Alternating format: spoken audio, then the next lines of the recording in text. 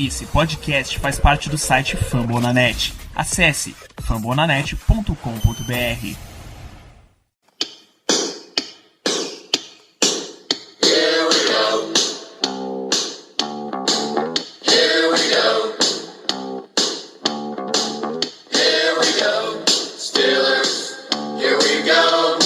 Pittsburgh's going to the Super Bowl. Here we go. Bom dia, boa tarde, boa noite. Estamos começando mais um podcast Black Yellow BR. Esse é o podcast de número 41. Eu sou o Germano Coutinho e eu vou ser o apresentador dessa noite. Comigo aqui estão os digníssimos Ricardo Rezende. Que satisfação ter você na apresentação hoje desse incrível podcast, Germano. Muito bom ter você mediano o assunto que nos cerca hoje. E é uma satisfação também estar de volta a participar do podcast. Espero que de forma definitiva encontrar um horário na agenda da gente para estar aqui sempre com vocês. Quem fica lisonjeado sou eu, Ricardo, pelas belíssimas palavras proferidas por sua pessoa. Então é algo que eu fico muito feliz. Bom, conosco também está aqui o Danilo Batista. Ele não está apresentando o programa hoje com sua voz aveludada, mas eu tentarei ao máximo suprir essa posição tão importante. Danilo? Fala, Germano, boa noite, ouvinte. Bom dia, boa tarde, boa noite, como você já bem frisou. Eu tenho certeza que você está perfeitamente à altura da posição, Germano. Não, os ouvintes não sentirão a minha falta. Tarefa herculeana, rapaz, tarefa herculeana. Bom, sem mais delongas, né? Estamos aqui para começarmos a gravar o podcast da off-season. É um espaço de tempo que todos sabemos. Esse limbo da NFL, que não aparecem tantas notícias, que ainda falta muito tempo para a temporada regular começar. Então aproveitamos esse limbo para começarmos uma série que eu acho que vocês vão gostar. Uma série bem interessante. Vamos tratar da história do nosso time, da história do Pittsburgh Steelers. Essa série histórica aí que a gente nos próximos programas, nós queremos contemplar toda a história do time, contar como ele nasceu, contar os primórdios, os primeiros anos, passar pela década de 70, 80, 90 até os dias de hoje. Então, como primeiro episódio dessa série, nós vamos começar com o começo. Vamos começar com o começo, com a fundação do time e como os Steelers que nós conhecemos hoje surgiram. Então, para isso, eu passo a palavra para os convidados de hoje. Acho que o melhor ponto para a gente começar a falar de fundação de um time é o que você pode chamar de pré-história do time. É falar das pessoas que estavam envolvidas na fundação. Então, ninguém melhor pra gente começar falando hoje do que Arthur Joseph Rooney, famigerado Art Rooney. Ele era um cara que era muito fortemente ligado aos esportes desde sempre. Ele foi, inclusive, convocado para disputar Olimpíadas da Antuérpia, na Bélgica, em 1920. Ele jogou beisebol, jogou futebol em nível semi-amador, e em 21, já fazendo o link de atleta para empresário, para manager, ele fundou um timezinho semi-profissional, chamava Hope Harvey Football Club, onde ele era general manager, jogador e head coach, tudo ao mesmo tempo. Eventualmente ele rebatizou esse time como Majestic Radios, para receber patrocínio de uma loja de eletrodomésticos, e depois ele rebatizou também como JP Rooney's, que era para promover campanha do irmão dele, James P. Rooney, que estava concorrendo como deputado da Pensilvânia. Só que tinha um sério problema no estado, nas leis do estado, para poder realizar jogos de futebol americano. Existia o Shabbat, o sábado, o dia da semana que você não pode fazer nada por lei. Então, você não podia ter jogos de NFL aos domingos. A Pensilvânia não podia ter times da NFL.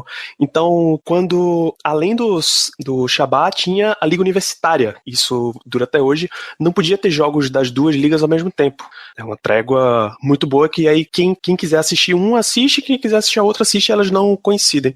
Só em 33, e daí são 12 anos depois, é que Pittsburgh teve a permissão para receber um time da NFL e as regras foram abrandadas e o Art Rooney entrou com pedido e recebeu permissão dia 19 de maio de 33 e fundou assim o Pittsburgh Professional Football Club, uma empresa que ia gerenciar um time que a partir dali se chamaria Pittsburgh Pirates, não Pittsburgh Steelers. Fazendo justamente alusão ao time de beisebol da cidade. Quem diria que assim começaria toda essa história de sucesso que se tornou o Steelers.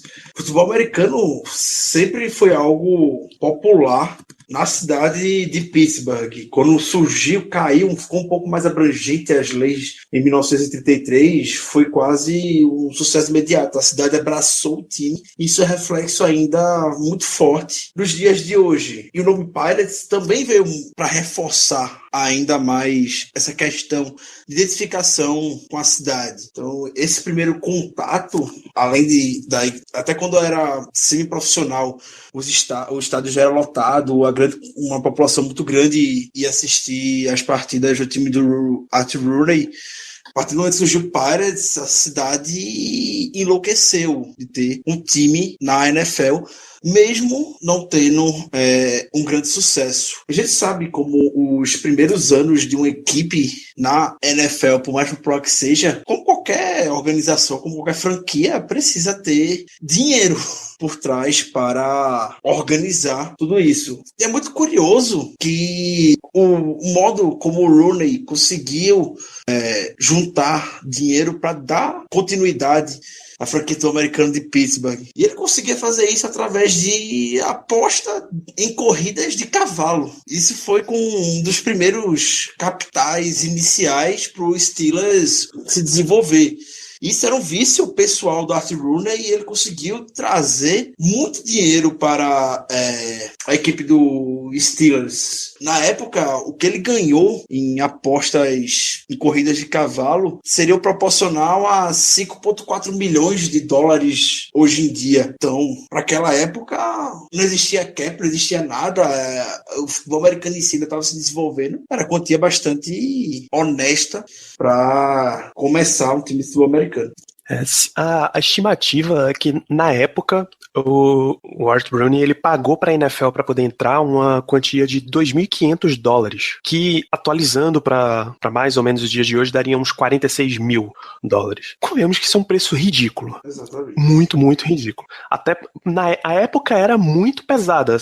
Vale lembrar que em 1929 teve o crash da Bolsa de Nova York e os Estados Unidos estavam no meio da Grande Depressão. Então, dinheiro para comprar uma franquia de futebol, direito de dar uma franquia de futebol, não achava em árvore, né? Mas aí, outro fator que levou os Steelers a se batizar como Pirates é que eles iam jogar no campo do Pirates. Por muito tempo na NFL, os times de futebol usavam não só o mesmo campo, como o mesmo nome. O New York Giants usava o mesmo campo do New York Giants, que hoje é o San Francisco Giants da MLB. Existia um time chamado New York Yankees por lá, e assim vai. Tinha alguns times que usavam os mesmos nomes no futebol e no beisebol por essa simbiose, essa parceria que eles tinham. Enquanto na primeira temporada, eles não conseguiram realmente derrubar ou abrandar as leis do Shabbat, o Pittsburgh Pirates, chegou a mandar 4 jogos da NFL numa quarta-feira, que eles nem podiam jogar no domingo e nem podiam jogar no sábado, que era dia de college. Então eles arrastaram o jogo até a quarta-feira. E a logo do time, inclusive, logo do time, cores, era tudo baseado na bandeira da cidade de Pittsburgh. Por isso os Steelers têm as cores preto e dourado. O logo que a gente conhece, vem bem na frente da história, o asteroide, que é baseado no símbolo do Instituto Americano de Ferro e Aço, só veio ser inaugurado na temporada de 62. Então, por uns bons 30 anos aí, o Steelers ficou usando um logo que lembrava muito da cidade de Pittsburgh.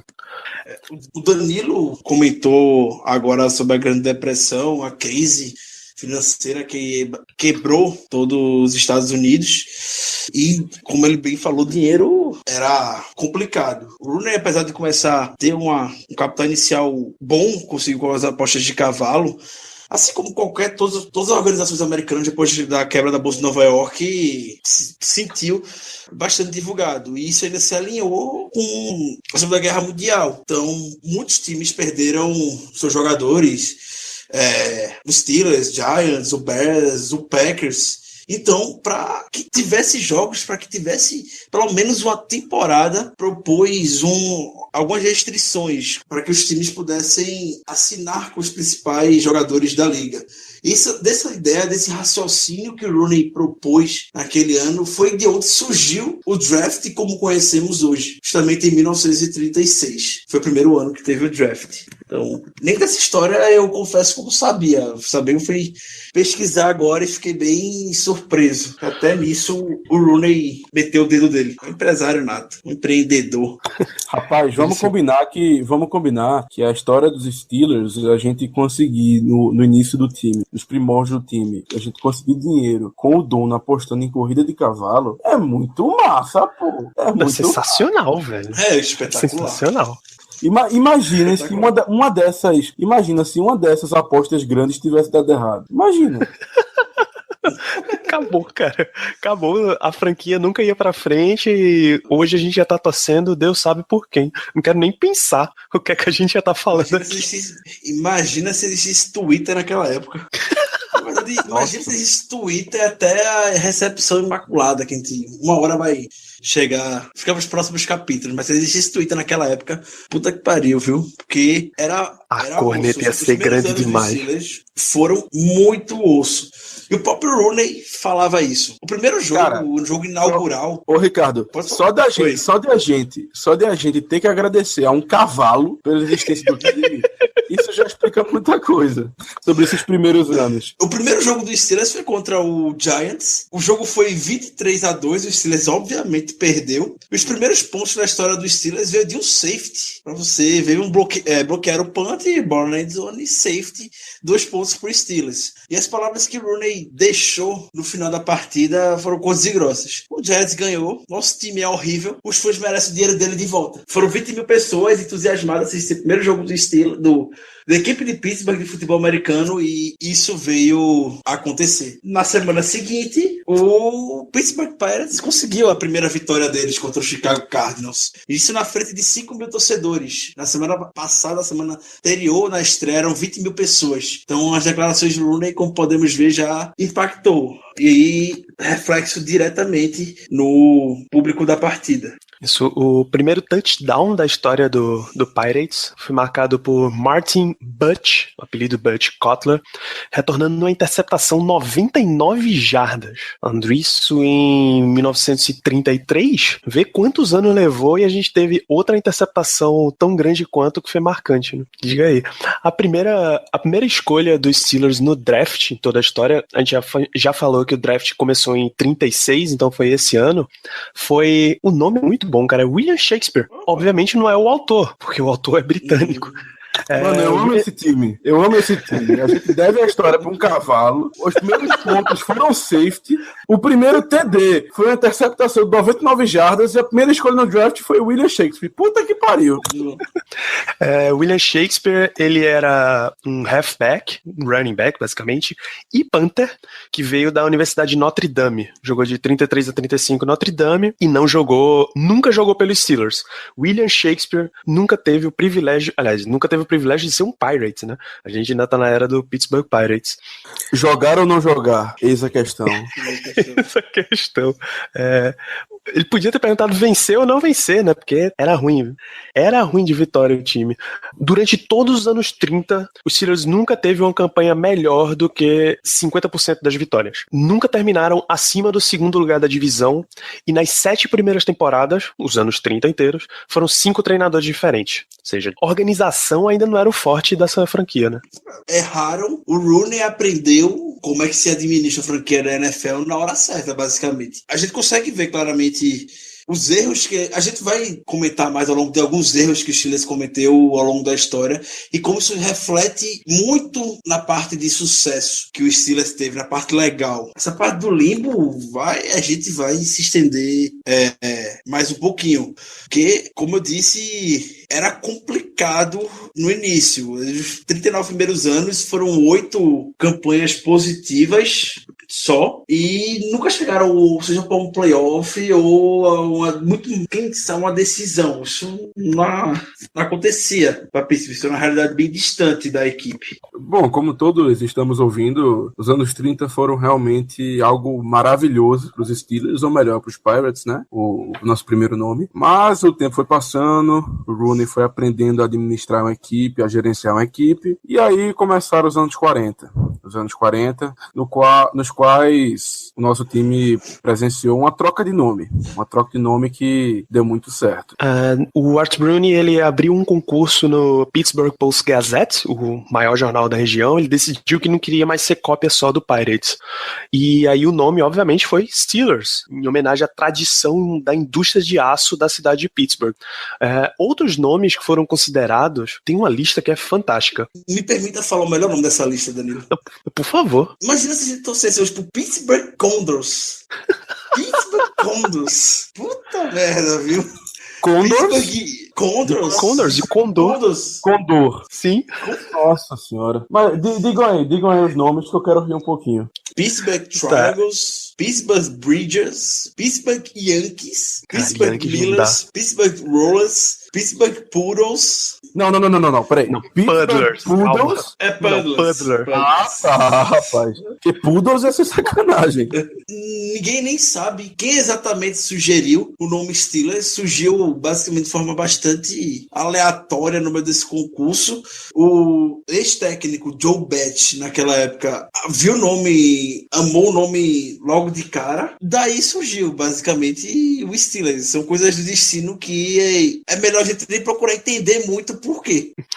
Cara, eu gosto que teve umas sugestões de nomes que eram baseados também nessa tradição meio de aço, de metalurgia. Teve Vulcans, Smokers, da fumaça que saía, Ingots, de engote, barra de ferro mesmo. Caralho, era muito nome maneiro, velho. Me impressiona que não ter saído Miners, inclusive, de minerador, mas... Vamos lá. Bom, imaginem, porque assim, hoje em dia a gente escuta o Rômulo Mendonça falar nos metaleiros de Pittsburgh. Imaginem se o nome do time fosse Pittsburgh Bridges, como foi sugerido. Eu não quero nem pensar qual seria a tradução que ele ia fazer, porque... As pontes de Pittsburgh, pelo amor de Deus. Nos 8 primeiros anos de história do time, o recorde foi de 24 vitórias, 62 derrotas e 5 empates, o que gerou para o time um belíssimo prejuízo de $100 mil. Chegaram várias ofertas para tentar realocar o time ou até vender, e eventualmente Art Bruni vendeu o Pittsburgh Steelers. Ele vendeu para Alexis Thompson. O preço que ele recebeu na época está estimado em $160 mil, o que convertendo para hoje daria aproximadamente 2,7 milhões. 50% dessa grana ele já nem ficou e aplicou no Philadelphia Eagles. Ele junto com o amigo Burt Bell, os dois juntaram, cada um comprou metade do Eagles, e assim Art Bruni virou dono do Philadelphia Eagles. Absurdo, coisa completamente inimaginável. Para completar a maluquice desse processo inteiro, os dois donos pegaram todos os jogadores dos dois times, misturaram num bolo e fizeram um mini draft, escolhendo quem ia continuar como Steeler, quem ia continuar como Eagle. E aí, por isso, no final desse processo inteiro, distribuíram os jogadores inteiros para 2 franquias. Depois que rolou essa separação dos elencos dos Steelers e do Eagles, o novo dono do Pittsburgh Steelers, o Alexis Thompson, era conhecido, era público e notório que ele queria ter um escritório que fosse mais perto da casa dele, da casa de Nova York dele. Ele tinha mais de uma, obviamente. O plano inicial do cara era pegar os Steelers e levar inteiro para Boston. E aí teriam 2 times em Boston. Só que Art Bruni, muito esperto, eles já estavam com um plano arquitetado. Se o Thompson levasse os Steelers para Boston, eles iam dar um jeito de pegar o Eagles e colocar nas 2 cidades, tanto em Pittsburgh quanto na Filadélfia. Provavelmente ia ser o Pennsylvania Eagles. Só que os outros donos da liga já foram mais espertos do que todos eles e bloquearam as 2 mudanças. Nem o Steelers vai para Boston e nem o Eagles vai dominar a Filadélfia, a Pensilvânia inteira. Então, quando o Thompson não podia se mudar e nem comprou um escritório em Pittsburgh, ele fez uma proposta. Pô, vamos trocar. Eu já comandei o time daí, você já comandou o time daqui, volta para cá e eu vou para aí. sem custo nenhum. O que aconteceu, na verdade, não foi que eles só trocaram de lugar os dois. Eles trocaram os elencos inteiros de lugar. É como se o Eagles saísse da Filadélfia, chegasse em Pittsburgh e passasse a ser o Pittsburgh Steelers. E o Steelers saísse de Pittsburgh, passasse para Filadélfia e passasse a se chamar Philadelphia Eagles. Foi uma troca completa, assim. O que só facilitou o processo para quando, em 43, por questão de guerra, a Segunda Guerra Mundial estava no auge, um monte de jogador foi chamado para a Segunda Guerra, o que é curioso que o termo militar para convocação também é draft, então os caras foram draftados pelas franquias da NFL e draftados pelo exército americano. Eles foram chamados para guerrear e os elencos estavam ficando muito, muito pequenos.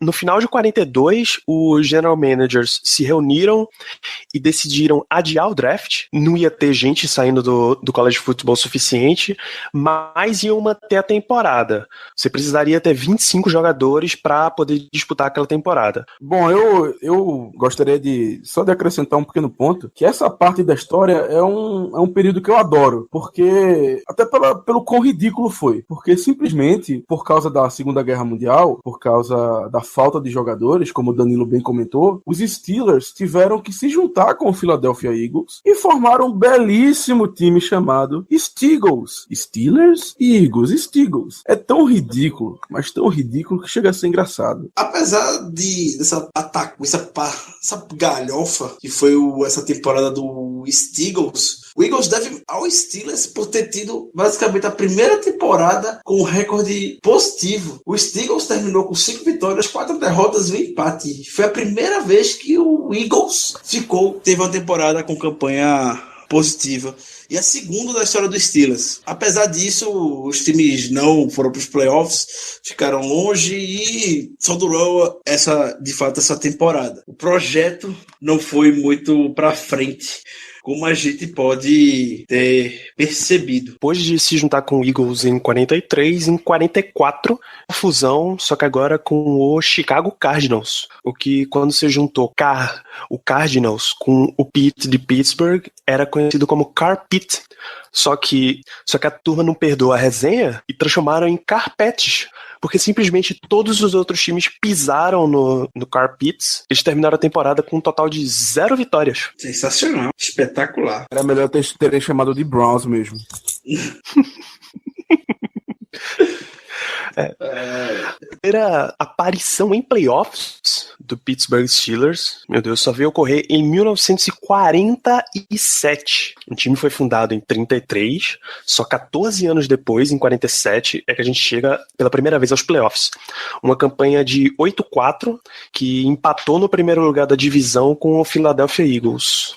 Isso forçou um jogo entre as equipes de tie-break nos playoffs. Era assim que se decidia como o time iria avançar na época dentro do sistema de divisões da NFL. E o Steelers perdeu para o Eagles de 21-0. Esse aí foi o único e provavelmente será o único, morando para o futuro, um jogo entre Steelers e Eagles em playoffs. Isso não tem como acontecer hoje, a não ser no Super Bowl. Isso vai acontecer lá em 47. A inauguração dos Steelers em playoffs foi dentro do seu estado contra a equipe do Philadelphia Eagles. Apesar da boa campanha que o Steelers fez em 47, conseguindo ir para os playoffs, sofrendo a derrota de 21-0 para o Philadelphia Eagles, o time não engrenou, e essa foi a última aparição do Steelers em 47 na época, num período de 25 anos na pós-temporada. Aliás, o Ricardo, para quem está estranhando Steelers e Eagles na mesma divisão, a NFL naquela época só tinha 10 times, olha a diferença dos 32 de hoje, e ela se dividia em 2 divisões. A divisão Oeste tinha os 2 Chicagos, o Bears e o Cardinals, Detroit Lions, Green Bay Packers e o Los Angeles, que já era o Rams. O Rams mudou ali o Rams mudou muito perto. A divisão Leste, ele tinha o Boston Yankees, o Washington Redskins, o New York Giants e o Eagles e o Steelers.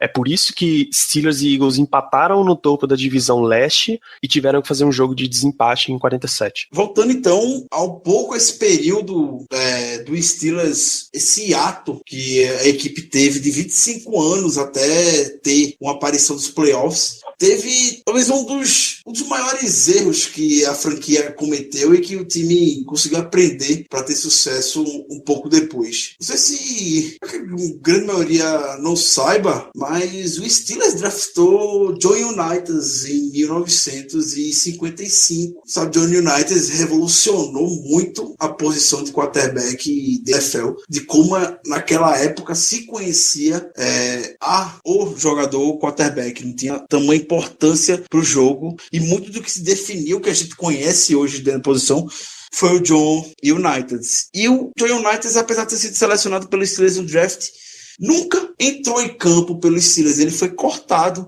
no training camp. E o resto é história. A gente sabe, o John Unitas foi campeão do Super Bowl pelo Baltimore Colts, e o Steelers foi só vendo o cara que tava lá, cria deles, mandou embora, e o cara conseguiu levar franquias logo após ao sucesso dentro da NFL. Não só isso, Unitas foi campeão do Super Bowl 5 pelo Baltimore Colts, mas antes ele foi campeão da NFL 3 vezes, em 58, 59 e 68, tudo isso pelo Baltimore. Imagina que o cara é de Pittsburgh, Pensilvânia, ele nasceu na cidade, ele foi draftado pelo Pittsburgh Steelers e se mudou para Baltimore. E a vida dele foi em Baltimore. É uma coisa de louco.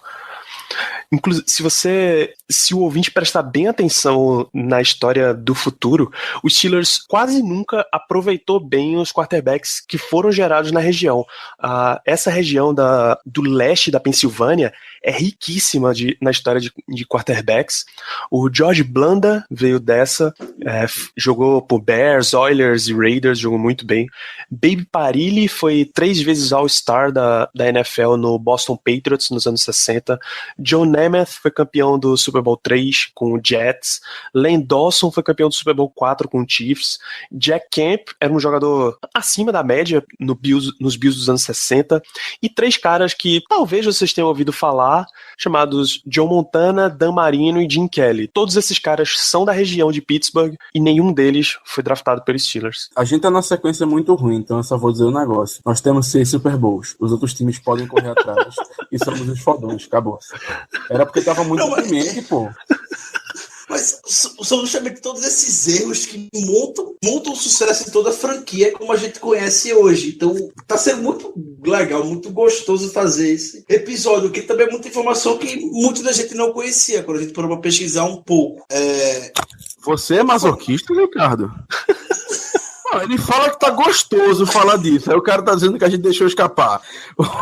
O Montana deixou escapar. Pelo amor de Deus, pelo amor.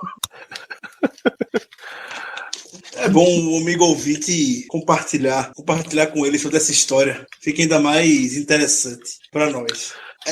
Outro aspecto, um lado positivo, então, que ele for destacar no meio disso tudo, gera a visão do Rooney pro lado um pouco mais social. A gente sabe que existe hoje a Rooney Rule, que visa agregar mais minorias para as comissões técnicas dentro da liga, e foi também nessa época que foi o primeiro afro-americano a chegar a um cargo de técnico na NFL. Foi Lowell Perry, que chegou para ser técnico dos recebedores do Steelers em 1957. Isso foi decisão total do Rooney. A gente viu essa herança passada fortemente pro herdeiro dele e vê novamente todo o reflexo hoje dentro da liga e como está se tornando cada vez abrangente o espaço das minorias dentro da NFL. Bom, essas primeiras décadas dos Steelers foram realmente uma draga. Os anos 30, os anos 40, os anos 50 um pouquinho menos, mas também não foram muito bons. As coisas realmente só começaram a melhorar a partir dos anos 60, com algumas campanhas interessantes e também alguns jogadores que estavam começando a se destacar. Aqui é bom relembrar que em 62 a gente colocou o logo que é conhecido hoje, o logo com o asteroide, o que você deve conhecer como as estrelinhas coloridas do logo. Em 1962 foi quando o Steelers introduziu esse logo. Bob Lane voltou a jogar muito bem, voltou a ser titular, ele vinha de umas temporadas ruins nos anos anteriores. E um cara que foi draftado em 1950 e veio crescendo, e nos anos 60 ele era o líder de defesa, ele era a âncora da linha defensiva dos Steelers, era o cara que já estava começando a moldar o time para um estilo mais físico. Ernie Stautner, a 22ª escolha geral do draft de 1950, saído de Boston College. Hoje já é Hall of Famer, tá? Entrou no Hall da Fama de 69, primeiro ano de elegibilidade. A camisa dele, número 70, é aposentada pelos Steelers. É o primeiro jogador na história do Pittsburgh Steelers a ter sua camisa aposentada. Isso aconteceu em 64. E tem uma história de uma partida que ele tá sentado lá no banco do lado de um companheiro de defesa, e o cara tá vendo ele aqui esfregando a mão. A mão tá meio estranha, segurando uma mão com a outra. E, caramba, o que esse cara tem? Tá agindo tão estranho com a mão. Quando olha mais pertinho, um dos ossos do polegar do cara tá pra fora. Tipo, fratura exposta. O cara tá assombrado do lado dele. Então o Stautner calmamente, ali ajeitando a mãozinha. Então, meu filho, qual é a jogada? Ele voltou, jogou o drive inteiro de defesa. Quando voltou pro banco, era o Andy Russell, que era calouro e era colega. Ele, agora tu vai chamar o médico, né? Me dá um esparadrapo aí. Meteu o esparadrapão lá, transformou a mão naquela luva de boxe que você vê o Jason Pierre-Paul usando hoje, que provavelmente era muito menos... menos estilosa. É o braço do Mega Man. É o braço do Mega Man. Enrolou ali com um esparadrapo e jogou o resto do jogo de boa, com fratura exposta no polegar, meu amigo. Se isso não é ser um jogador físico, eu não sei mais o que é. Sério, eu não sei mais o que é. Ernie Stautner foi, então, o monstro, a âncora da defesa, o cara que redefiniu o estilo que o time ia ter dali pra frente. Inclusive, nessa temporada de 60, o Steelers teve 9-5 de campanha, conseguindo um segundo lugar na divisão, e naquela época existia uma espécie de wild card, chamava Playoff Bowl, e eles foram jogar com o Detroit Lions, mas perderam aquele jogo 17-10. A vida ainda não era tão fácil assim. Como sempre. Só lembrar que em 63 o Steelers mudou de estádio. Eles jogavam no Forbes Field e passaram a jogar no Pitt Stadium, fazendo em 63 uma mescla entre os dois estádios, mas em 64 isso viria a ficar definitivo. O Pitt Stadium ia ser a casa dos Steelers daí pra frente. A verdadeira mudança de ares para o Pittsburgh Steelers começou em 1969, quando chegou a contratação do Chuck Noll. É interessante naquela época que o Chuck Noll não era prioridade na lista de técnicos do Steelers. Quem eles correram e foram secos atrás foi o Joe Paterno. Polêmico Joe Paterno, técnico por vários e vários anos da Universidade de Penn State. Ele ficou no Penn State de 1966 até 2011 como head coach. Terminou a carreira dele, ele veio a falecer em 2012, a gente sabe, foi acontecer toda a polêmica em volta de escândalos sexuais. Teve Joe Paterno e a sua comissão técnica. Então, naquela época ele era o nome preferido, o nome seco que o Steelers estava querendo, ele recusou. Toda essa polêmica respingou muito no Joe Paterno, meio que fazer de mal entendidos. Poderia saber o que estava acontecendo, mas fechava os olhos e o problema é dele. Isso acabou influenciando diretamente na carreira e acabou um puta de um técnico que tinha uma identificação gigantesca com a universidade extremamente tradicional dos Estados Unidos, que a carreira dele ficasse manchada. Até que veio a falecer, acabou saindo com esse problema na carreira. Mas, enfim, Chuck Noll chegou após o Steelers ter oferecido o emprego pro John, que veio a recusar. E a primeira temporada do Chuck Noll foi ruim, obviamente. Ele teve uma vitória e 13 derrotas. O Chuck Noll estreou com a vitória em 69 contra o Detroit Lions e logo depois perdeu as 13 partidas consecutivas. Isso gerou com que o Steelers tivesse a oportunidade de ter a primeira escolha do draft de 1970. E o Steelers conseguiu essa primeira escolha do draft de 1970 depois de ter ganho a disputa de cara ou coroa com o Chicago Bears, que teve uma campanha igual. E quem acha, Ricardo, que isso é um modelo arcaico, acontece até os dias de hoje, viu, gente? Exatamente. Acontece 2017. Recentemente teve uma dessa no cara ou coroa.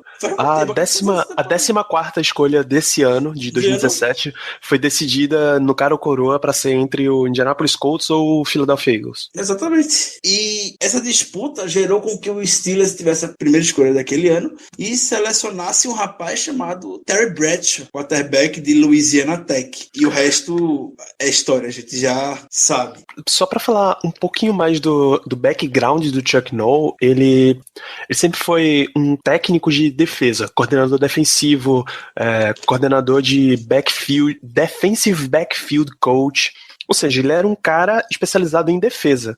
Não à toa, a primeira escolha do cara, em 1969 pelos Steelers, foi Mean Joe Green. Foi a quarta escolha geral do draft daquele ano, e ele é basicamente, se você colocar um nome só para a defesa inteira dos Steelers, apesar de Ernie Stautner, tem que ser Mean Joe Green. Ele é realmente o cara que, se o Stautner começou essa transição de estilo, o Mean Joe Green cravou a estaca e disse que a partir de agora é assim que nosso time vai jogar. Então, a primeira escolha, ele é o marco zero da Steel Curtain. É com ele que começa o Pittsburgh Steelers como a gente conhece hoje, basicamente. Exatamente isso que eu ia falar. Ele é o marco zero do Steelers que a gente vê, que a gente conhece atualmente. E na época, a escolha do Joe Green foi crucificada pelos jornais de Pittsburgh, por toda a imprensa americana. Quase ninguém conhecia o Joe Green. A universidade que o Green vinha era bem pequena dentro dos Estados Unidos, vou até lembrar, eu esqueci. Era North Texas. North Texas, uma universidade que não tinha muita expressão. O Joe Green parecia que era um jogador que cairia no Steelers, ficaria perdido dentro do jogo, e a gente viu toda a magia que o Chuck Noll fez em revolucionar toda a estrutura de defesa que a gente conhece hoje através do físico, através do Joe Green. Eu vou pedir para o Danilo bote as matérias de jornais na época que fizeram a respeito da escolha Green, e novamente, se existisse Twitter naquela época, a gente estaria tudo lascado, que a gente também estaria muito provavelmente metendo pau, tanto no Chuck Noll, técnico experiente que quase ninguém também conhecia, escolhendo um jogador ainda mais desconhecido na época.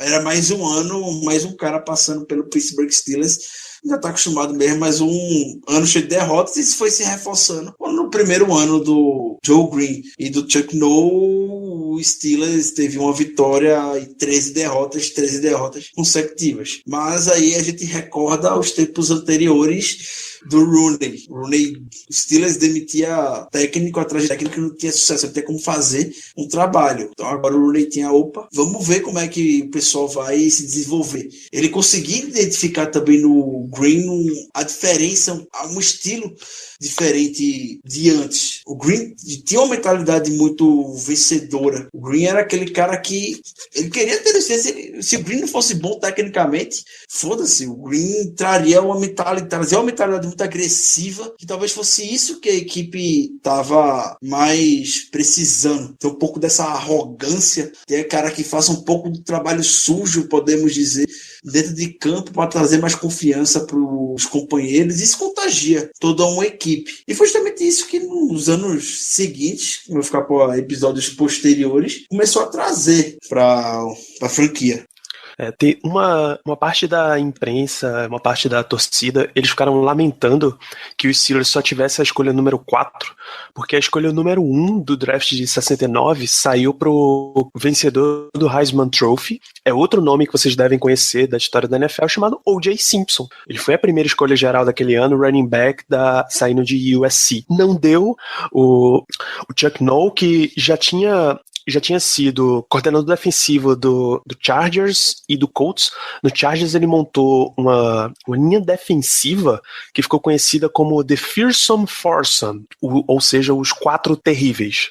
Já era um técnico com esse background de linha defensiva. Em 69 ele foi no primeiro round, pegou o Joe Green, e foi no 10º round, aquele ano eram 17 rodadas, e pegou L.C. Greenwood, de Arkansas A&M. Então naquele draft de 69 eles pegaram 2 caras que viriam a ser 2 âncoras, 2 pilares da linha defensiva dos Steelers, o Joe Green como defensive tackle e o Greenwood como defensive end. Bom, depois do começo do Chuck Noll nos Steelers, os primeiros drafts dele, com a escolha do Joe Green, com a escolha do L.C. Greenwood, com a escolha do Blunt Bomber, que era o Bradshaw, os Steelers começaram a mudar a história da equipe, a ter mais sorte. Os jogadores, o plantel foi melhorando, a qualidade dos jogadores também. Então, a partir dos anos 70, nos próximos episódios, vocês vão escutar como o time melhorou e como o time mudou de cara. Então, vamos ficar por aqui por hoje e o próximo programa promete. Gente, alguma consideração final para hoje? Então, é legal essa época de off-season, essa época que não tem notícia absolutamente nenhuma, para você ir conhecendo as histórias da NFL que normalmente você não vê por aí. Então, especialmente a história dos Steelers saindo dos carpetes da NFL para o maior campeão de Super Bowl é uma história de Cinderela fantástica. É bom a gente começar a contar ela por aqui. Ricardo, considerações finais? Só para comentar que é um novo formato que a gente está adotando um podcast para essa off-season. A gente já estava desde a off-season passada aqui trabalhando com vocês e tudo mais. A gente identificou como ano passado a gente acabou focando demais em assuntos que talvez não fossem tão interessantes. Então, não sei se o pessoal lembra dos primórdios do podcast, episódios de 2 horas de duração. A gente ficava falando sobre meio mundo de nome do roster do Steelers, um monte de famoso Hulk, ninguém nem sabe por onde anda hoje. Então, é uma mudança que a gente tá fazendo, a mudança vai ser gradativa. Obviamente, mesmo jeito que a gente começou mal ano passado, a gente ainda pode adaptar um pouco o formato dos podcasts de hoje, para a mesma pauta que a gente está querendo trazer, um pouco mais de história, um pouco mais de cultura do Steelers nas próximas semanas. Então, deixem sempre os feedbacks, por favor, de vocês lá no Twitter. A gente recebe todos, a gente lê todos e a gente procura botar aqui para melhorar da melhor maneira possível. É verdade. O feedback sempre é importante. Bom, eu quero terminar o programa de hoje com uma pequena historinha do Chuck Noll. Quando ele chegou nos Steelers, no final da década de 60, na primeira reunião que ele teve com o plantel, ele disse, basicamente, curto e grosso, ele falou o seguinte, que o plano dele era ganhar, era tornar o time até então de um time perdedor para um time vencedor, e que para isso ele simplesmente ia mandar embora quase todo mundo. Ele falou que do plantão inteiro apenas 3 ou 4 jogadores eram bons o suficiente para continuarem no time. E realmente, com o decorrer dos anos, foi isso que aconteceu. Um dos únicos jogadores, por exemplo, que ficaram para a década de 70, para o grande sucesso que os Steelers tiveram, foi justamente o já citado anteriormente, o Andy Russell, que era linebacker. Então, o Chuck Noll resolveu não mentir pra ninguém. Ele foi curto e grosso e tinha que ser mesmo. Bom, gente, esse aí foi o nosso podcast número 41, o primeiro dessa nossa nova empreitada, essa série histórica. E eu espero que vocês tenham gostado. Como o Ricardo falou, deem o máximo de feedback, por favor, que a gente adora ouvir o feedback de vocês para melhorar o programa. E é isso. Here we go, Steelers, e até a próxima. Lembrar pra vocês podem acessar esse podcast no fambonanet.com.br. Acessem fambonanet.com.br/Black Yellow Brasil. Confiram o conteúdo de Steelers que tá agora todo hospedado dentro do Fambonanet. A gente saiu do Steel Curtain, agora estamos todos num projeto só. Todos galhos de uma grande árvore mãe chamada Fambonanet. Você pode conferir também no seu aplicativo de podcast preferido, no iTunes. Se você ouve no iTunes, deixa lá a sua avaliação, ajuda mais pessoas a conhecerem o programa. E é isso, manda mensagem. Os comentários do post estão abertos Twitter, Facebook, entre em contato com a gente, dá sempre feedback, que é muito legal. Depois desse recado do Danilo e sua voz aveludada, a única coisa que eu posso dizer é um grande abraço. Yeah, you know what it is. Black and yellow, black and yellow, black and yellow, black and yellow. Yeah, you know what it is. Black and yellow, black and yellow, black and yellow, black and yellow.